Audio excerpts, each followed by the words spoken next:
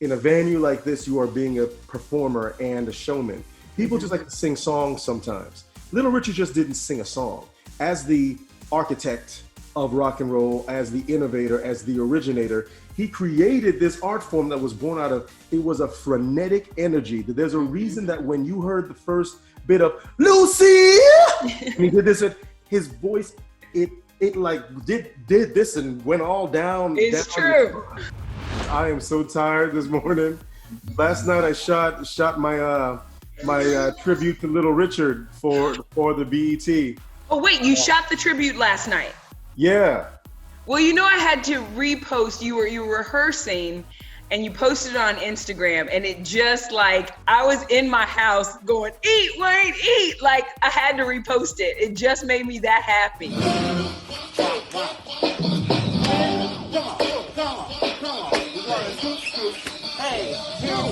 There's a lot of big names on this BET Awards show, which is a historic opportunity because the fact that it's being simulcast on BET and CBS. Yes.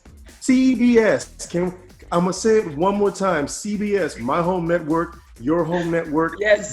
And it's beautiful when you see a chocolate face, and I'm so happy to be a part of that diversity. Now I've been there for 12 seasons.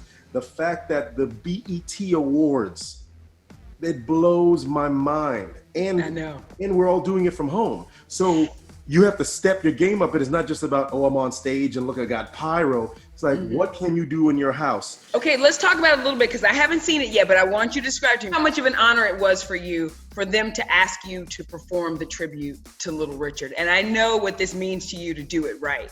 So just kind of talk about that and talk about how you wanted to approach this performance. Well, when people see it, I think they'll see, I was just lecturing my daughter, Miley, on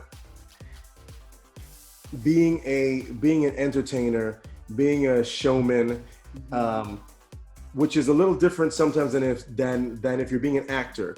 In a venue like this, you are being a performer and a showman. People just like to sing songs sometimes. Little Richard just didn't sing a song. As the architect of rock and roll, as the innovator, as the originator, he created this art form that was born out of, it was a frenetic energy. There's a reason that when you heard the first bit of Lucy, and he did this, his voice, it like did this and went all down. It's true. So I wanted to treat this performance, it just wasn't like, oh, Wayne's gonna sing a song. Little Richard was an innovator, and Little Richard was extra. Yeah. He was extra before we knew the definition of, oh, you extra. Absolutely. I wanted to put together a show in my house that showed, oh, this is a tribute to him and all that he was, and his grandiosity and his musical prowess and the verve and the sex and the rock that you got from it and the fun. So that's what we did, because it's a little daunting. You're on an award show with all these amazing Black performers, Usher, the little breakdown of performers. I'm right on the Usher. I'm like, how do you compete for space with Usher? And I did that by just being me and doing what I do. And I learned by watching the greats like Little Richard. So I hope that I was able to even transfer just this much of fun and love into that show.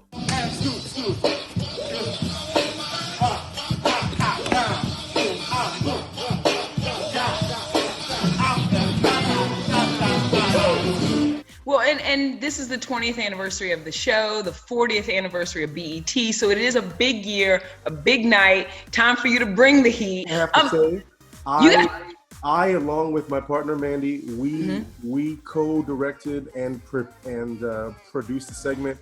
Jason, her boyfriend, was our DP and shot it along with his brother. It was a family affair. Miley was working on the crew and doing craft service. So that's how we get down in the COVID era. Yeah, the core four. Now listen, okay, so you've got some big things coming up. We got a lot to celebrate. Number one, the Little Richard tribute for the BET Awards. And being like a positive image of a Black father, I know Miley is an activist teenager. She knows, who she is. But have you and Mandy had to have tough conversations with her in the past few weeks? And how do they start? Does she ask you questions? Do you go to her? Well, what's great is we were having these conversations before the tipping point. Yeah. And everything exploded, because we had to have talks with her as a child of mixed race, especially when you're a child of mixed race and it's human nature to categorize upon visualization. So she may be half Black, quarter Japanese, quarter Caucasian, but if someone looks at you, they see a Black girl, a light-skinned Black girl. They see you as Black. What does that mean for you moving through this world? Do you feel the tide changing? That's a big question, because do I feel the tide changing in a global sense? All of a sudden the world goes, we've been doing things wrong. No. Because humans, we value, especially Americans, we value our individuality. And this is what made this country great. So even if I'm going to speak truth to you about how you affect me, there are people that it'll bounce off of, because they're so rooted in their own intrinsic beliefs. So, but I do believe there was a tipping point in the Black community of, no, I'm not going to take it anymore. I even feel a personal tipping point. There are things that I'm going to write about in my book and my Broadway show where I've been silent about a lot of things. I've let a lot of things pass because the narrative that's been fed to me is I'm lucky to be in the room. Yeah. I'm lucky to be one of the people. I know that we share that because you talked about it. So if you're lucky to be there, do what you got to do. Well, I'm a 48-year-old man right now, and I'm sick of it. So I don't just shush anymore. And I stopped that a few years ago. I'm going to speak about what I've got to speak about. And I believe that's happening to a lot of us. And where that's why we are videoing Karens and Kevins now. And stop. And if this man says something to me, I'm not just going to go, Lord, it's okay. I'm just going to follow it. No, I've done it too long.